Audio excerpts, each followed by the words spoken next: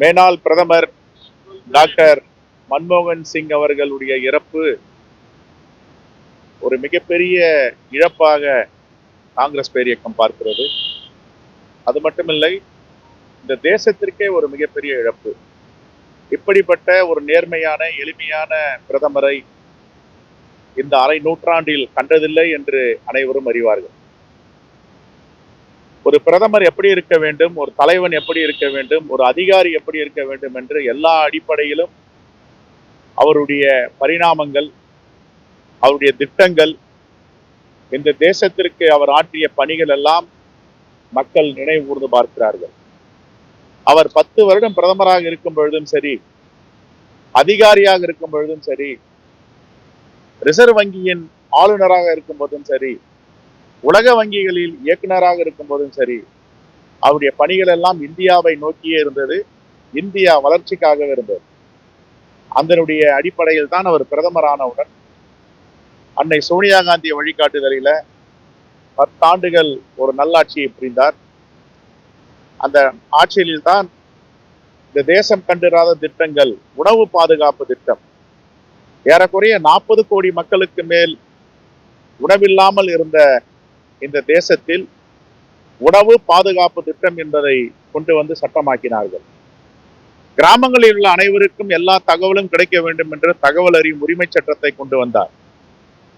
எல்லோருக்கும் கல்வி, அது உதட்டளவிலே இருந்தது, உண்மையிலேயே அதை கொண்டு வர வேண்டும் என்று கட்டாய கல்வியை, எல்லோருக்கும் கல்விக்கான திட்டத்தை, எல்லோருக்குமாக அது கிடைக்க வேண்டும் என்பதை சட்டமாக்கியவர்.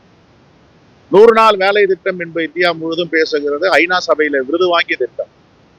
அப்படிப்பட்ட மகாத்மா காந்தி பெயரில் தாங்கிய அந்த திட்டத்தை மகாத்மா காந்தி ஊரக வேலை வாய்ப்பு உறுதி திட்டம் என்பதை நாட்டுக்கு கொடையாக கொடுத்தார்.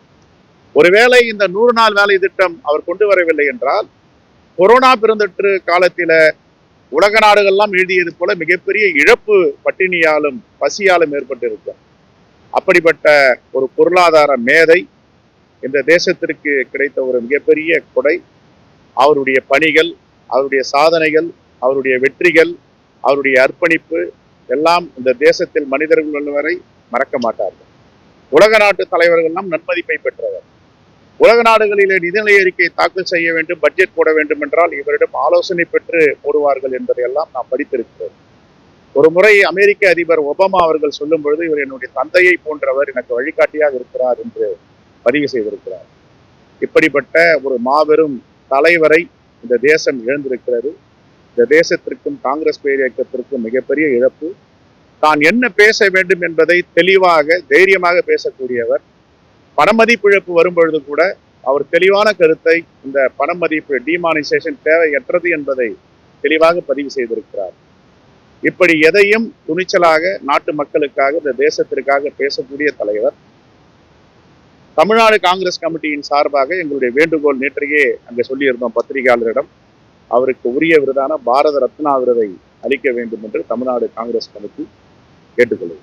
இப்போ அவர் எடுத்துட்டு வந்த திட்டங்கள்ல தமிழ்நாட்டுக்கு குறிப்பா என்னென்ன திட்டங்கள் எதிர்பார்த்திருக்கு, என்னென்ன திட்டங்கள் இன்றைக்கு தமிழ்நாட்டில் சட்ட பேரவை என்று கட்டியதை இன்று மருத்துவமனையாக, ஓமந்தூரார் மருத்துவமனையாக செயல்பட்டுக் கொண்டிருக்கிறது. தமிழ் ஆய்வு மையம் இன்றைக்கு தமிழை செம்மொழியாக்கிய பெருமை அந்த 10 ஆண்டுகள் காங்கிரஸ் ஆட்சியில டாக்டர் மன்மோகன் சிங், அம்மை சோனியா காந்தி வழிகாட்டுதலை கொண்டு வந்தது. பல திட்டங்களை சொல்லலாம், 1 2 கிடையாது. சாலைகள் எல்லாம் எங்கு பார்த்தாலும் கன்னியாகுமரி முதல் சென்னை வரை, நாகப்பட்டினம் முதல் நீலகிரி வரை 4 பக்கமும் தமிழகத்தில் சாலைகளும் பாலங்களும் இருக்கிறது என்றால் ஒரு மிகப்பெரிய தமிழ்நாட்டிற்கு மேம்பாடை ஏற்படுத்தியிருக்கிறது டாக்டர் மன்மோகன் சிங்குடைய பொற்கால ஆட்சி. ஆகவே அவர் கொண்டு வந்ததை இங்கே பட்டியலிட்டு சொல்ல முடியாது. அந்த அளவிற்கு 10 ஆண்டுகளில் மிகப்பெரிய சாதனையை செய்து காட்டியவர். குறிப்பாக வேளாண்மை பெருங்குடி மக்களுக்கு விவசாய கடனை 75,000 கோடியை ஒரே கடிதத்தில் ரத்து செய்தவர் தான் டாக்டர் மன்மோகன் சிங் அவர்கள். என்னுடன்